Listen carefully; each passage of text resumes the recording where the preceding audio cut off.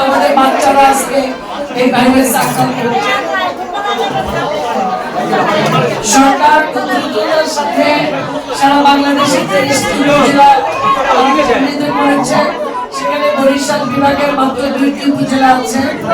বরিশাল বিভাগে 3টি জেলার দেখি বাগেরগঞ্জ, বরিশাল জেলার চালুবাজি, নলছিটি আর আমাদের বরগুনাতে আমরা আজকে উদ্বোধন করলাম।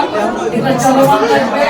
আমাদের নগরাঞ্চল সহ আমাদের কাকা সেন্টার আছে এবং বরিশালের 15টি থেকে আমাদের ভাইরাস টিকা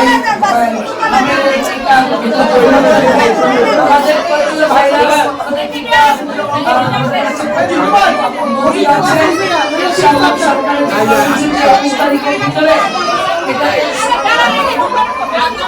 একদম সুন্দর পর্যায়ে নিয়ে আসবে। আমরা ইনশাআল্লাহ সেই কর্মসূচি চলমান রাখবো। বরিশাল সিটি কর্পোরেশনের সেই ধরনের কোনো আশঙ্কা নেই। আমরা শূন্য আগে রোগী শূন্য থাকা পর্যন্ত আমরা আমাদের এই কর্মসূচি অব্যাহত রাখবো। সুস্থ থাকবে। এই রোগের কারণে অনেক জায়গায় বাচ্চাদের মৃত্যু হচ্ছে। সেখানে তাদেরকে সুস্থ রাখার জন্য যারা ইতিমধ্যে আমরা রয়েছে তাদের ট্রিটমেন্ট দিয়ে সুস্থ করে দিয়ে বাংলাদেশকে আমরা হামমুক্ত বাংলাদেশ করতে চাই। বরিশাল সিটি কর্পোরেশনের কয়টা কেন্দ্রে টিকাদান কর্মসূচি চলমান থাকবে?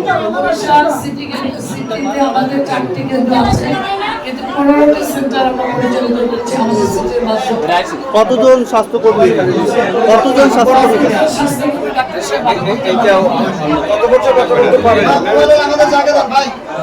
আমাদের 72 জন স্বাস্থ্যকর্মী আছে। পাশাপাশি আমরা স্বেচ্ছাসেবী হিসেবে অনেকে কাজ করতেছি। আমাদের শেরে বাংলা সদর হসপিটাল, পুলিশ হসপিটাল, এগুলো কিন্তু আমাদের মাধ্যমে পরিচালিত হচ্ছে। আমরা ইনশাআল্লাহ একদম একটি লক্ষ্যমাত্রা আমাদের ওই পর্যন্ত যাবে, সকল একটা শিশু যেন বাদ না যায়, ওই পর্যন্ত আমরা আমাদের এই কর্মসূচি পরিচালিত করব।